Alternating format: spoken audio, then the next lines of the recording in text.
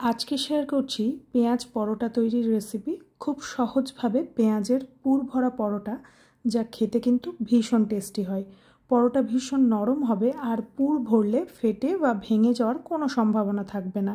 এই পরোটা lunch, dinner কিংবা জলখাবারে কিন্তু একবার বানিয়ে নেওয়া যেতেই পারে।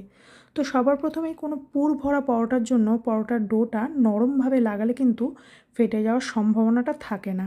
তো আমি এখানে 1 কাপ ময়দা আর 1 কাপ আটা মিশিয়ে নিচ্ছি। স্বাদ মতো লবণ, চিনি, একটু রিফাইন তেল অ্যাড করে খুব ভালো করে প্রথমে মিশিয়ে নেব। তারপর একটু একটু করে জল অ্যাড করে একটা নরম ডো তৈরি করে নেব। এই পরোটার ডোটা চাইলে শুধুমাত্র আটা দিয়ে তৈরি করা যেতে পারে বা শুধুমাত্র ময়দা দিয়ে তৈরি করে যেতে পারে, বা আমি যেভাবে তৈরি করলাম এটা করলে কিন্তু বেশি ভালো হয়। তো ডোটা তৈরি হয়ে গেছে, একদম নরম ডো। ওপর থেকে একটু সামান্য রিফাইন তেল লাগিয়ে ডোটার ওপর লাগিয়ে দিয়ে মোটামুটি 15 মিনিটের জন্য রেস্টে রাখবো। ততক্ষণ পুরটা তৈরি করে নেবো। আজকে পেঁয়াজ দিয়ে এই পুরটা বানাবো, খেতে দারুণ হয়। কোনো রকম সবজি না থাকলেও কিন্তু শুধু এই পরোটা খেতেও মন্দ লাগে না। তো একটু সর্ষের তেল আমি গরম করতে চাপিয়ে দিয়েছি ফ্রাই প্যানে। একটু মশলা ফ্রেশ বানিয়ে নেব। হামানদিস্তার মধ্যে দিয়ে দিলাম 1/2 চা চামচ গোটা ধনে, 1/2 চা চামচ মৌরি। এই ফ্লেভারটা না পেঁয়াজের এই পরোটার সাথে দারুণ যায়, মানে কম্বিনেশনটা ভীষণ ভালো। তো এখানে একটু আমি আধ কচা মতো করে নেব। চাইলে এই কাজটা মিক্সিং জারে একবার পালস মোডে ঘুরিয়েও তৈরি করা যেতে পারে।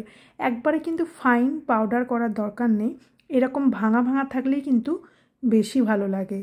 এবারে ফ্রেশ মশলাটা তেলে দিয়ে একটু নেড়ে চেড়ে নেবো, তাতে করে একটা সুন্দর গন্ধ বেরোবে। এবারে দিয়ে দেবো পেঁয়াজ কুচি। আমি পেঁয়াজটাকে ছোট টুকরো করে কেটে নিয়েছি, মানে ছোট ছোট ডাব ডাব করে মিহি করে একটু কেটে নিয়েছি। যতটা মিহি হবে পুরটা কিন্তু ততটাই বেশি ভালো হবে। একটু ভেজে নিয়ে দিয়ে দিচ্ছি স্বাদ মতো লবণ, একটু হলুদ গুঁড়ো, কাশ্মীরি লঙ্কার গুঁড়ো, আমচুর পাউডার, আর দিয়ে দিলাম একটু চিনি, আর দিয়ে দিচ্ছি বেসন। বেসনটা দিলে কি হবে, পেঁয়াজ থেকে যে ময়েশ্চার বেরোবে, জলটা বেরোবে, খুব তাড়াতাড়ি ড্রাই হয়ে যাবে। আমি খুব সামান্য জোয়ান আর কাঁচা লঙ্কা কুচিও অ্যাড করেছি। তারপরে খুব ভালো করে মিশিয়ে নিয়ে নেড়ে চেড়ে একদম ড্রাই হওয়া পর্যন্ত মিশ্রণটাকে রান্না করে নেব। তো এটা একদম রেডি হয়ে গেছে। নামিয়ে একটু ঠান্ডা করে নিচ্ছি। ডো থেকে একটা লই নিয়ে শুকনো আটা লাগিয়ে প্রথমে একটু বেলে নেবো রুটির মতো। পুরটা নিজেদের সুবিধা মতো এখানে ভরা যেতে পারে, তবে আমি যেটা সবচেয়ে সহজ উপায় মনে করি, বা এভাবে করলে আমার মনে হয় অন্যরকম ভেঙে যাওয়া বা ফেটে যাওয়ার সম্ভাবনাটা থাকে না, আর একটু ইজি প্রসেস, তাই এটাই আপনাদের সাথে শেয়ার করছি। এখানে আমি একটু বেলে নিয়েছি রুটির মতো। তারপর এরকম ত্রিকোণাকৃতি করে পুরটাকে আমি সেন্টারে দিয়ে দিয়েছি রুটিটার। এবারে কি করব, এটাকে ট্রায়াঙ্গেলের মতো করে ফোল্ড করে নেবো। একটু চেপে চেপে দেবো, তাতে করে সিল হয়ে যাবে। আশা করি ভিডিওতে দেখে বুঝতে পারছেন আমি ঠিক কিভাবে সিল করে নিয়েছি। চাইলে গোল করেও বেলা যেতে পারে, যার যেটা সুবিধা। অনেকে দেখেছি গোল করে পরোটা বেলে পুর ভরতে ভীষণ অভ্যস্ত, আমার মনে হয় একটু সমস্যাদায়ক, তাই আমি এভাবেই তৈরি করে নিলাম। হালকা হাতে প্রেস না করে কিন্তু এবার পরোটাটাকে শুকনো আটা লাগিয়ে একটু বেলে নিতে হবে।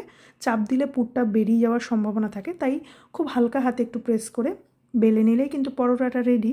এবারে আর কিছুই না, গরম তাওয়াতে একটু উল্টে পাল্টে সেঁকে নেওয়ার পালা। ভালো মতো ফ্রাই হয়ে গেলে একটু তেল দিয়ে ভেজে নিতে হবে। চাইলে ঘি দেওয়া যেতে পারে বা মাখন বাটার দিয়েও কিন্তু ভেজে নেওয়া যেতে পারে। তো একটু সময় নিয়ে চেপে চেপে ভাজলে খুব সুন্দর পরোটাটা ভাজা হয়ে যায়। সেম প্রসেস ফলো করে সমস্ত পরোটার পুর ভরে আমি পরোটাগুলোকে ভেজে তৈরি করে নিয়েছি। এই পেঁয়াজের পুর ভরা পরোটাটা যে কোনো আমিষ বা নিরামিষ তরকারির সাথে কিন্তু খেতে দারুণ লাগে। আমি টক দই রায়তার সাথে সার্ভ করেছি। চাইলে কিন্তু শুধু মুখেও খাওয়া যায়, বা সস বা গ্রিন চাটনির সাথে সার্ভ করতে পারেন। তো এই ভিডিও দেখে বাড়িতে বানালে আমাকে একবার অবশ্যই জানিয়েন।